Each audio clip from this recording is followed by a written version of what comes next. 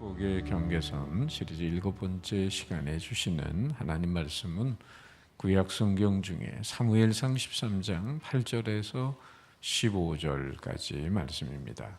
구약 성경 427면이 되겠습니다. 구약 성경 427면 사무엘상 13장 8절에서 15절 전반절까지 봉독할 때 살아계신 하나님의 음성을 들으실 수 있기를 바랍니다. 사울은 사무엘이 정한 기한대로 이레 동안을 기다렸으나 사무엘이 길갈로 오지 아니하매 백성이 사울에게서 흩어지는지라.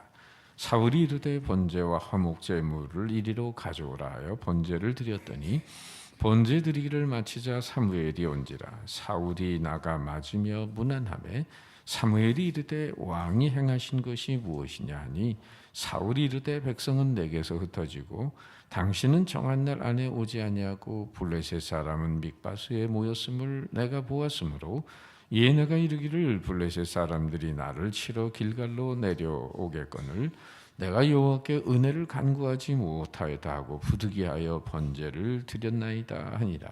사무엘이 사울에게 이르되 왕이 망령되이 행하였도다. 왕이 왕의 하나님 여호와께서 왕에게 내리신 명령을 지키지 아니하였도다. 그리하였더라면 여호와께서 이스라엘 위에 왕의 나라를 영원히 세우셨을 것이거늘 지금은 왕의 나라가 길지 못할 것이라. 여호와께서 왕에게 명령하신 바를 왕이 지키지 아니하였으므로 여호와께서 그의 마음에 맞는 사람을 구하여 여호와께서 그를 그의 백성의 지도자로 삼으셨느니라 하고 사무엘이 일어나 길갈에서 떠나 베냐민 기브아로 올라가니라. 아멘. 아멘. 어느 청년이 자신은 쥐라고 생각을 하고 있었습니다. 그래서 정신병원 의사가 열심히 그를 치료했습니다. 한 가지 그런데 방법을 찾아냈습니다. 맞습니다. 당신은 과거의 쥐였습니다. 그것을 깨닫더니 정말 당신은 대단한 사람이군요. 그러나 이제는 당신은 사람이 되었습니다. 의사는 그가 어떻게 사람이 되는지 열심히 설명을 했습니다. 그때 청년의 눈에 이슬이 맺혔습니다. 그렇군요. 이제 내가 사람이 됐군요. 청년은 드디어 퇴원을 하게 됐어요.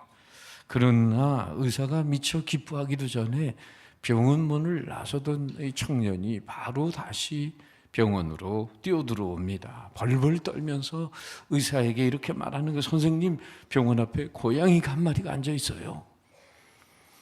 아니 그게 무슨 문제입니까? 이제 당신은 더 이상 쥐가 아니라 사람이라니까요.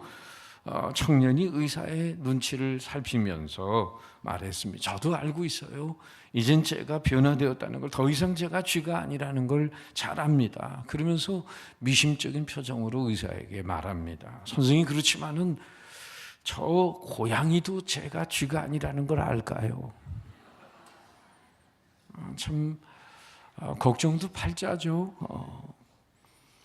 이런 이야기는 정도의 차이는 있지만은 사람마다 자기 생각에, 잘못된 생각과 판단에 울타리에 갇혀서 얼마나 제한된 삶을 살고 경거망동한 삶을 사는가 하는 것을 풍자해 주는 이야기입니다.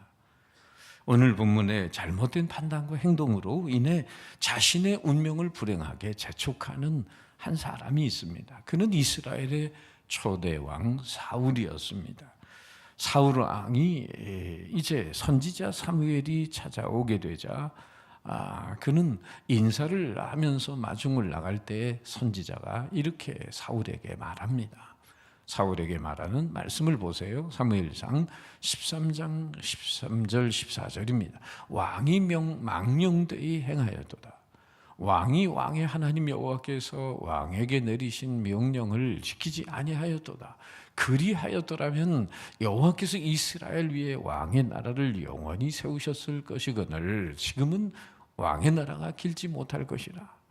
왕이 아주 망령되이 행했다라고 책망을 합니다. 이 망령되이 행했다는 히브리어 원문 샤칼이라고 하는 단어는 바보가 되다, 어리석다, 어리석게 행동하다는 뜻이에요. 사울은 이미 스스로를 바보처럼 만들어 어리석게 행동을 했다는 겁니다. 도대체 어떤 행동을 했길래 이렇게 망령된 행동을 했다고 할까요? 지금 이스라엘 나라가 처해진 상황을 보면 왕이 된 지 한 2년쯤 지났을 때 아들 요나단을 통해서 이 블레셋을 공격을 한 적이 있어요. 하가는 블레셋이 어마어마한 군대를 데리고 지금 이스라엘 진영으로 공격을 해 들어올 준비를 하고 있어요. 앞에 있는 5절에서 7절 말씀을 보세요.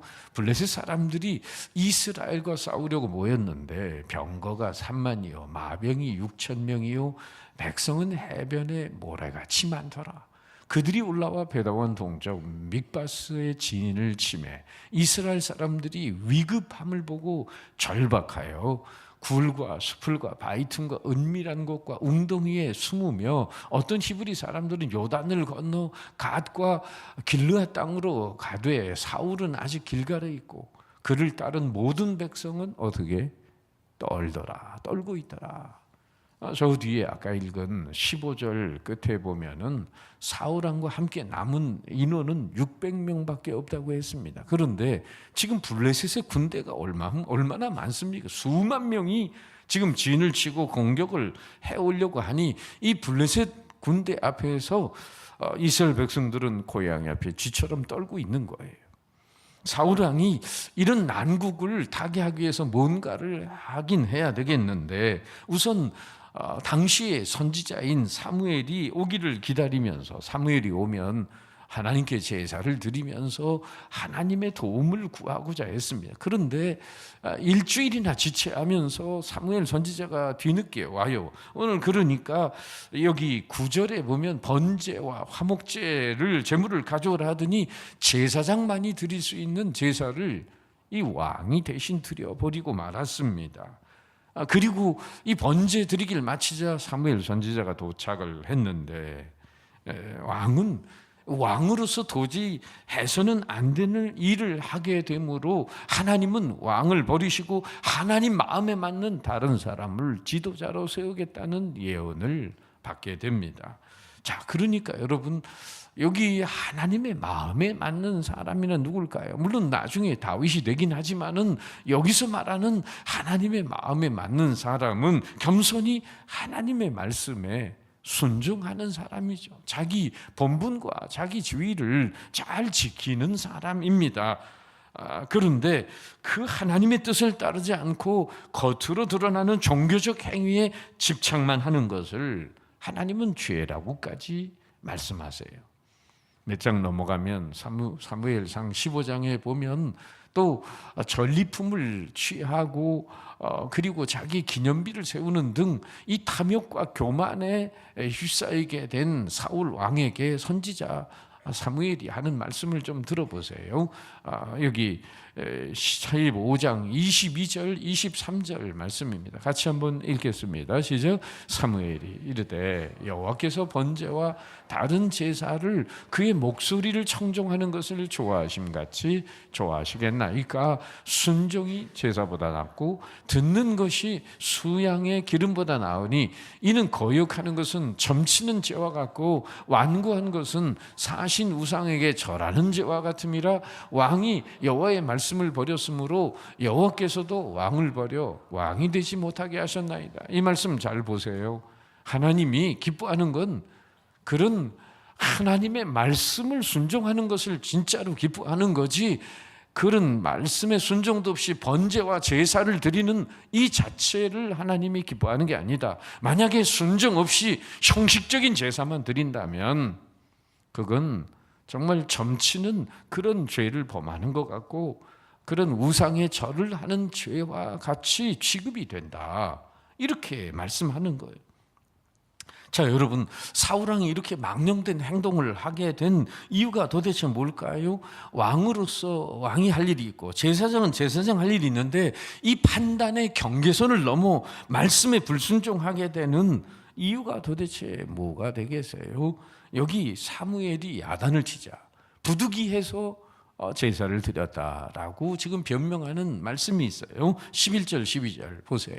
사울이 이르되 백성은 내게서 흩어지고 당신은 정한 날 안에 오지 아니하고 블레셋 사람은 mik바스에 모였음을 내가 보았으므로 이에 내가 이르기를 블레셋 사람들이 나를 치러 길갈로 내려오겠거늘 내가 여호와께 은혜를 간구하지 못하였다 하고 부득이하여 번제를 드렸나이다. 네 가지 변명을 하는데, 첫째는 사무엘 선지자가 오지 않은 거고 늦게 온 거고, 둘째는 그러다 보니 백성들이 선지자 없다고 다 흩어져 버리고, 세 번째는 mik바스에 모여 저들이 블레셋이 지금 쳐들어올 기세를 보이고 있고, 그러면서 하나님의 은혜를 입어야 되는데 당신은 없고 내가 대신 제사를 드릴 수밖에 없었다, 이렇게 변명을 합니다. 자, 이 변명 한마디로 종합하면은 사울은 자신의 행동에 대한 판단 기준이 무엇입니까?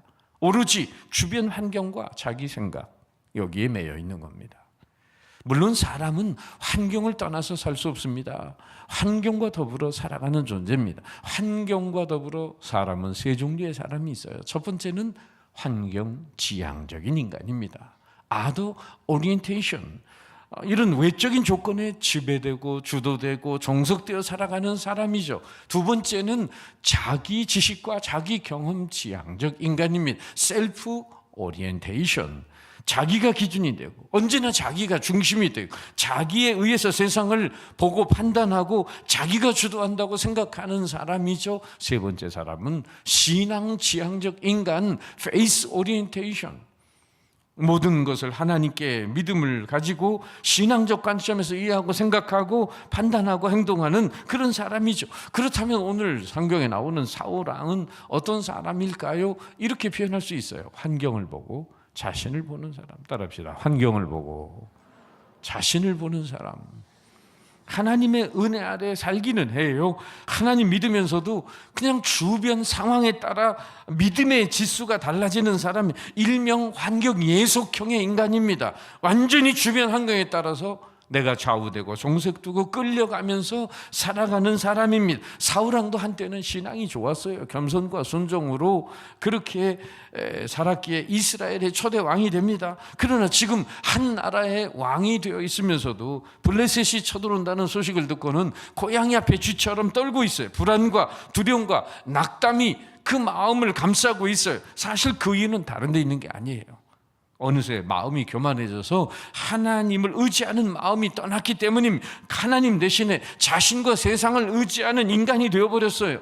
그러다 보니 크신 하나님을 바라보고 믿음 안에 살기보다 세상 환경이 더 크게 보이고, 그러다 보니 블레셋의 엄청난 군대가 지금 자기를 짓누르는 상황이 돼버리고 만 것입니다.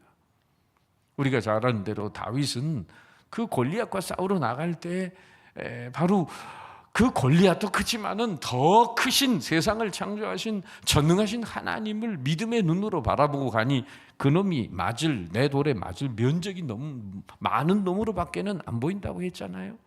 그러니까 뭘 보고 사느냐 하는 거죠.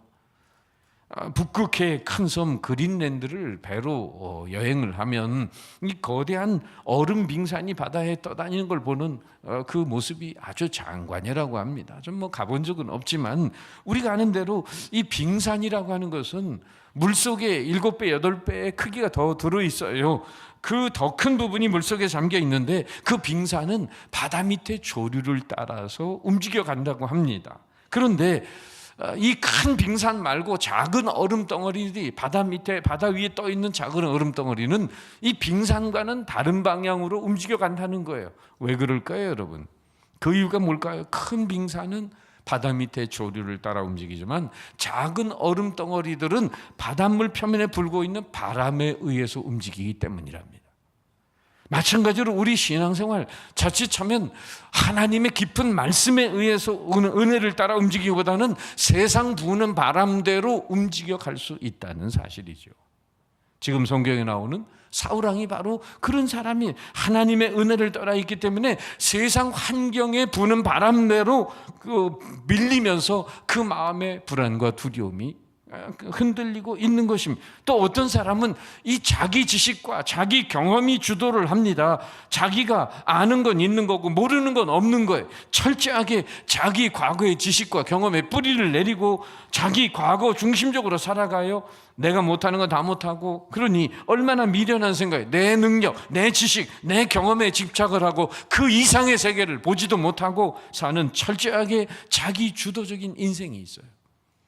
성경 몇 장 넘어가면 사무엘상 17장에 바로 다윗과 골리앗과 싸움이 나오는데, 그 골리앗, 블레셋의 대장 골리앗은 어떤 사람일까요? 제가 좀 전에 사울이 어떤 사람이라고 했어요? 환경을 보고 자신을 보는 사람이라 했죠. 그러면 그에 반해 골리앗은 어떤 사람이냐? 자기를 보고 환경을 보는 사람입니다. 자기가 가진 바 힘과 권력과 소유와 경험, 지식에 근거해서 이 세상을 판단하며 사는 사람, 그러니까 자기가 믿고 신뢰하는 바는 온통 외형적으로 눈에 보이는 가치밖에 없는 것입니다. 커다란 신장과 칼과 무기와 육체적인 힘을 믿고 사는 사람이죠. 이런 사람은 보이지 않는 하나님이 한 푼의 가치도 없다고 생각하는 거예요. 어느 믿음 좋은 분이 회사에 다니는데 믿지 않는 자기 후배에게 종종 교회에 나가자고 얘기를 했는데, 어느 날 그랬더니 그 후배가, 선배님, 아니 예수님을 만난 적이 있습니까? 아니, 만난 적은 없지.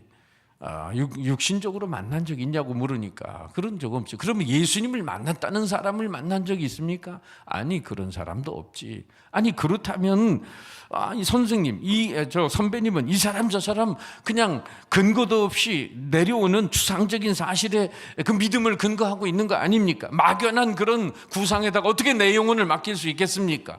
그 말을 듣던 선배가 그렇게 이야기했답니다. 후배, 자네는 전기줄과 전기불은 본 적이 있겠지만 전기는 본 적이 있나?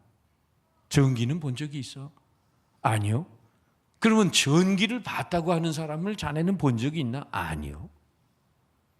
바로 그럴 때 선배는 이어서 말하기를, 이보게, 우리는 육안으로 전기는 볼 수가 없네. 그러나 전기가 확실히 존재하고 있다는 것을 여러 경험으로 알고 있지 않은가? 빛으로, 에너지로 동력화되면서 말이야. 마찬가지로 나는 빛 대신 예수님을 경험적으로, 인격적으로 만나게 됐고, 또 그분의 능력으로 변화된 삶을 살고 있어. 그분은 내 심령 안에 들어와 계시고 그분의 사랑, 그분의 은혜는 나를 놀랍게 변화시켜 주었다네. 할렐루야. 여러분, 오늘도 세상에는 눈에 보이는 세계만을 바라보면서 자신의 물질적, 물리적 힘만을 의지하며 사는 골리앗 같은 인생이 있습니다. 이런 사람은 자기보다 큰 상대를 만나면 한없이 움츠러드는 사람이에요. 자기 신뢰하는 것이 한번 무너지면 좀처럼 인생 재기하기 어렵습니다. 여러분, 믿음이란 뭐죠, 그러면?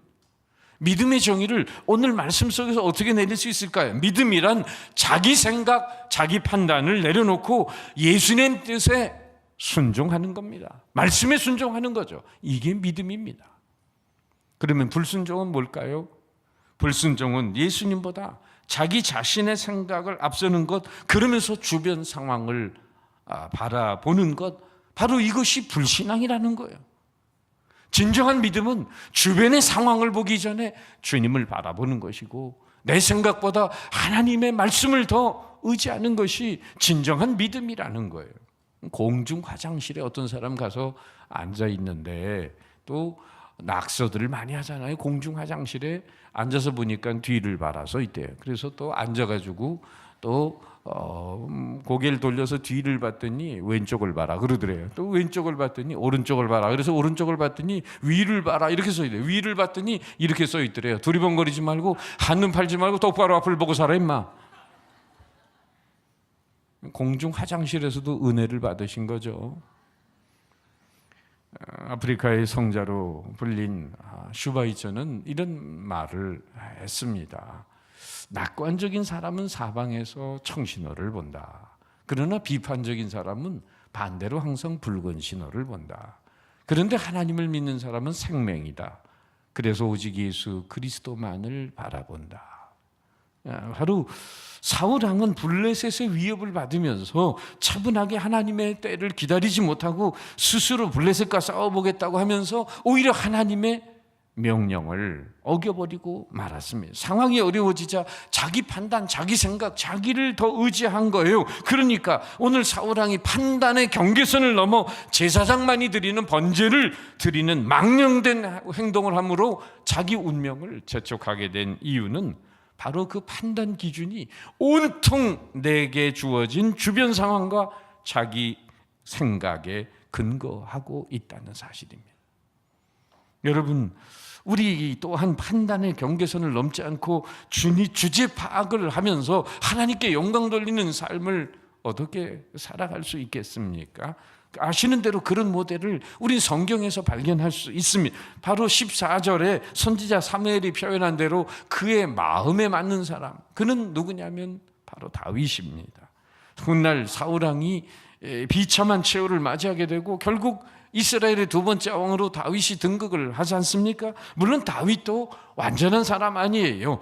그 삶의 자리에서 그러나 그는 대조적으로 판단의 경계선을 신실하게 지킨 사람입니다. 아시는 대로 다윗이 골리앗을 물리친 이후에 정말 이스라엘 백성들에게 높은 인기 있는 사람이 됐어요. 사울은 천천히요, 다윗은 만만이라, 이런 백성들의 노랫소리에 그만 사울왕은 더욱더 시기와 질투의 영에 사로잡힙니다. 그래서는 이놈이 이제 내 왕위를 노릴 것 말고는 뭐가 있겠느냐 하면서 자기의 사위를 삼았으면서도 창을 2번이나 던지고 죽이려고 하니 이 다윗이 도망자의 신세가 될 수밖에 없었어요. 오랫동안 사울 왕에게 추격을 당하면서 도망하면서 자기를 따르는 자들과 숨어 지냈어요. 자, 그러던 어느 날 다윗이 사울 왕에게 엔게디 황무지의 어느 동굴에 그 지역에 숨었다는 소식이 들려오자 군사 3,000명을 내리고 사울이 추격을 해갑니다. 가다가 이 사울 왕이 용변을 보고 싶었습니다. 그래서 그 동굴에 들어갔는데 그 안에 누가 있을까요? 바로 다윗과 그 부하들이 있는 거예요. 자, 사무엘상 24장 3절 말씀 보세요. 길가 양의 우리에 이른즉 굴이 있는지라 사울이 뒤를 보러 들어가니라. 다윗과 그의 사람들이 그 굴 깊은 곳에 있더니 사울 왕은 바로 여기 어디로 들어갔다? 굴로 들어갔는데 뭐하러? 뒤를 보러 갔다. 이 용변을 보러 갔다. 어떤 학자는 뭐 낮잠 자러 들어갔다 이런 얘기를 하지만 어쨌든 사울 왕이 동굴에서 낮잠을 자든 용변을 보든 간에 문제는 그 동굴 속에 숨어있는 죽이려 했던 다윗과 부하들이 있었다는 거예요. 너무 급한 나머지 동굴 속으로 뛰어든 사울은 동굴 안에서 깜깜해가지고 그 안을 들여다볼 수가 없었던 거죠. 우리가 환한 바깥에 있다가 극장에 들어가면 깜깜해가지고 아무것도 안 보이는 것은 그런 이치와 같은 거죠. 사울이 그랬습니다. 아무것도 보이지 않는 동굴 안에 들어가자마자 바지춤을 내리고 막 볼일을 보고 있는 사울을 동굴 안에서 다윗 일행이 보고 있었어요. 한번 상상해 보세요. 사울을 피해 다윗의 일행이 동굴 속에서 숨죽이고 숨어 있는데 사울이 갑자기 그렇게 죽이려 했던 사울이 들어오더니 동굴 속에 바지춤을 내리고 볼일을 본 것을 본 다윗은 얼마나 황당했을까요?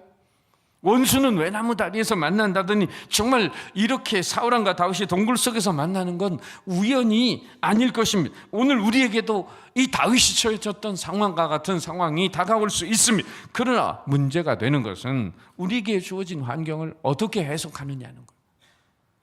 그에 따라 우리의 인생과 운명이 달라질 수 있습니다. 사울왕은 하나님이 세운 권위자지만 지금 올바른 권위자가 아니에요. 백성들도 돌보는 것을 포기했어요. 경거망동하는 권위자입니다. 선을 악으로 갚는 그런 권위자입니다. 악령에 사로잡힌 권위자입니다. 그럼에도 불구하고 성경에 보면 다윗은 사울의 목을 베는 것이 아니라 옷자락만 베요. 그리고 자신의 부하들에게 명령해서 그 사울왕을 결코 기름 부은 사울왕을 해하지 못하도록 명을 내립니다. 이같이 부당한 권위 앞에서도 사사로운 감정과 환경을 따라 행동하지 않고 다윗은 오히려 사울의 마음에 감동을 주고 하나님의 뜻에 순복하고자 했습니다. 그렇다면 그렇게 행동한 다윗의 행동 기준, 이게 뭘까요? 바로 그것은 주어진 환경적 기회를 따르지 않고 하나님의 진리의 말씀의 권위를 따른 것입니다. 다윗은 사울을 죽일 수 있는 기회와 명분보다 하나님의 뜻을 앞세웠으며 자신의 일신상의 유익이 아니라 하나님의 말씀을 따라 살겠다는 분명한 기준이 있었기 때문에 다윗은 사울을 향한 무서운 보복의 유혹을 이겨낼 수 있었습니다. 다윗의 부하들이 다윗에게 얘기하는 걸 좀 들어보세요. 사무엘상 24장 4절입니다. 다윗의 사람들이 이르되 보소서 여호와께서 당신에게 이르기를 내가 원수를 네 손에 넘기리니 네 생각에 좋은 대로 그에게 행하라 하시더니 이것이 그날이니다. 이거 풀어서 말하면 어떻게 됩니까? 지금 장군님, 지금 바늘이 준 기회가 왔습니다. 절호의 찬스가 왔습니다. 이건 하나님이 주신 기회입니다. 단칼에 사울의 목을 매시고 이제 왕으로 등극하십시오. 이 날을 놓치면 안 됩니다. 단칼에 왕을 배셔야 됩니다. 이렇게 다윗을 설득하는 거예요.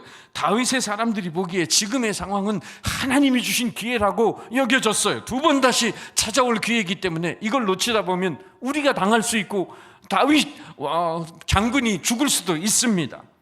다윗에게도 이게 충분히 명분과 근거가 되는 이유는 정말 그 죄 없는 사람 쫓아오는 이 사울을 죽이는 건 정당방위라고 할 수도 있고 당시 백성들은 사울 왕보다 다윗을 더 좋아할 만큼 민심도 다윗에게 유리했습니다. 사울 왕은 지금 거기다 제정신이 아닙니다. 더 이상 백성들 돌아보지 않습니다.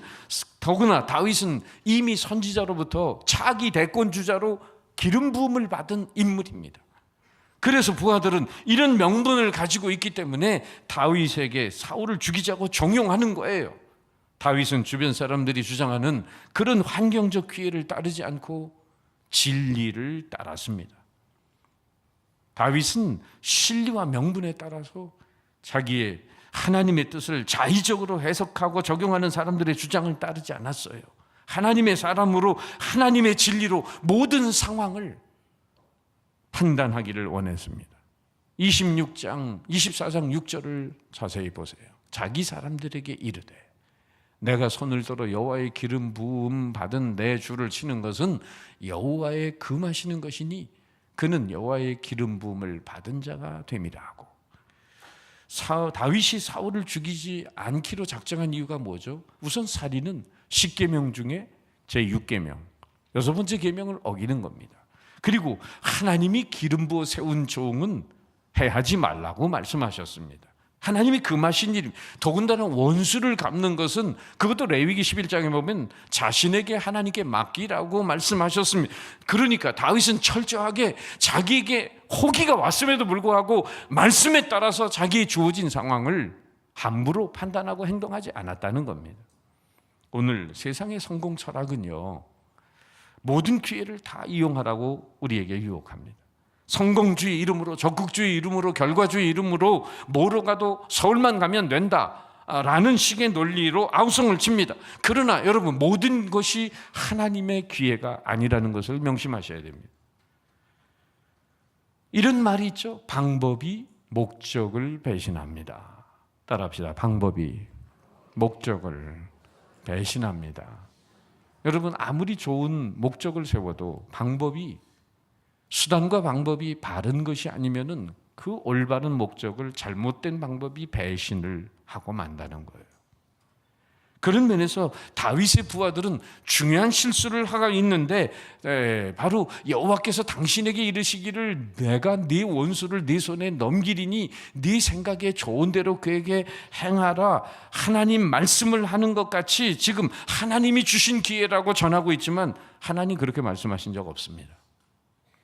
이 말은 다윗의 사람들이 사울이 다윗을 핍박하고 있는 상황과 다윗이 선지자 사무엘에게 기름 부음을 받은 그 사실에서 자기들이 원하는 방향으로 하나님의 말씀을 추론하는 것입니다.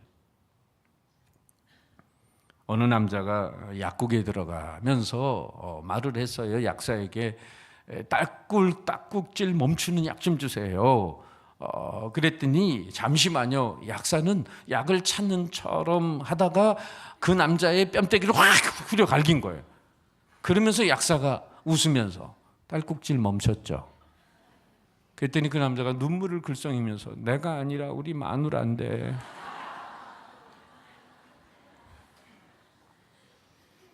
이렇게 판단 미스를 할 수가 있어요. 인생은 자기가 생각하는 대로 행동하다 보면 이런 우를 범하게 되는 겁니다. 다윗의 사람들은 두 번 다시 찾아올 기회를 놓쳐서는 안 된다는 생각에 하나님 말씀을 왜곡합니다. 우리도 자주 범하는 거예요. 우리에게 처한 상황을 하나님의 뜻이라고 짜맞추기 위해서 하나님의 말씀을 갖다 붙이는 경우들이 있잖아요. 술 드시는 분들이 흔히 하는 말, 예수님도 물을 포도주로 만드시지 않았습니까? 그런 얘기 하시는 분들 보면 저는 이런 얘기 하죠. 그렇게 예수님이 하신 거 따라하고 싶으세요? 그럼 십자가에도 좀 달리세요. 요나가 하나님의 낯을 피해 니느웨로 가지 않고 다시스로 가려고 요파 항구로 내려갔습니다. 갔더니 마침 다시스로 가는 배를 만납니다. 하나님과 멀어진 상황에서 만나는 좋은 환경은 정말 좋은 걸까요? 그것은 인생을 멍들게 하는 환경일 수 있음을 직시하셔야 합니다. 우연한 환경은 다 적절한 환경이 아니며 하나님의 은총이 아닐 수 있음을 아셔야 돼요. 마침 좋아하다가 인생에 마침표 찍습니다. 세상에 기회주의자들은 많지만 정말 신실하게 진리를 따라 사는 사람들이 많잖아요. 오늘 우리 그리스도인들이 따라야 할 길은 우연한 환경이 아니라, 기회가 아니라 진리의 말씀이에요. 잠언 14장 12절에 지혜왕 솔로몬은 말합니다. 어떤 길은 사람 보기에 바르나 필경은 사망의 길이니. 그렇기 때문에 정말 좋은 기회가 오셨다고 한다면 새벽기도 나오세요. 하나님의 뜻인지 하나님의 길인지, 겉으로 볼 때는 정말 그럴듯하고 좋은 길 같은데 멸망의 길일 수 있다는 거 여러분 아셔야 됩니다. 그러기에 하나님의 말씀에 비추어서, 하나님의 뜻에 비추어서 기도하고 말씀의 거울에 그것을 지켜보셔야 하는 겁니다. 누가복음 5장에 보면 예수님이 공생에 처음 시작하실 때 시몬에게 나와서 깊은 곳에 가서 그물 내려라. 그랬더니 밤이 맞도록 잡아도 잡은 것이 없지만은 말씀에 의지하여 그물을 내리리이다. 장모님 고쳐준 은혜가 있어서 마지못해 순종을 하는 거예요. 억지 순종을 하는데 바로 깊은 곳에 가서 그물을 내리라고 하죠. 오늘도 인생의 얕은 곳에 그물을 내리는 사람은 자기 판단, 자기 경험, 자기 생각대로 인생의 그물을 던지는 겁니다. 그러나 깊은 진리의 말씀에 잇대어서 오늘도 인생의 그물을 내리는 사람들이 될 때 그물이 찢어질 정도로 하나님이 축복하시고 기적을 베푸시는 줄 믿습니다. 말씀에 의지하여, 이거 신앙적인 영역이고요. 그물을 내리는 것은 생계적인 영역, 사회적인 영역이에요. 오늘 교회 안에서는 말씀의 은혜 받고 그렇게 말씀을 운운하지만은 이 성전 밖에 나가면 말씀이 내 생계에, 내 사회생활의 기준이 되고 있느냐 그 말이에요. 이 따로 국밥 아닙니까? 따로 국밥 아니에요? 말씀에 의지하여 그물을 내리는 이 생활이 하나님이 축복하시는 생애입니다. 여러분, 판단의 경계선을 넘었던 사울 왕과 그 판단의 경계선을 신실하게 지켰던 다윗을 비교해 보면서 조금 늦더라도 하나님의 때를 인내하며 기다리시기를 바랍니다. 편법을 쓰기보다 정도를 거르시기를 바랍니다. 손해가 되더라도 정직하게 사시기를 바랍니다. 어려운 코너에 몰려 있어도 하나님의 말씀을 끝까지 붙드는 다윗처럼 사시기를 바랍니다. 그런 사람들에게 하나님이 축복하십니다. 14절 끝에 오늘 여호와께서 그의 마음에 맞는 사람을 구하여 여호와께서 그를 그의 백성의 지도자로 삼으셨느니라. 마음에 맞는 사람, 바로 그것은 오늘도 상황에 따라 움직이지 않고 하나님의 진리에 따라서 판단하고 행동하는 그 사람이 하나님 마음에 맞는 사람입니다. 이런 사람이 돼서 하나님께 영광 돌리는 승리의 삶이 되시기를 주님의 이름으로 축원합니다.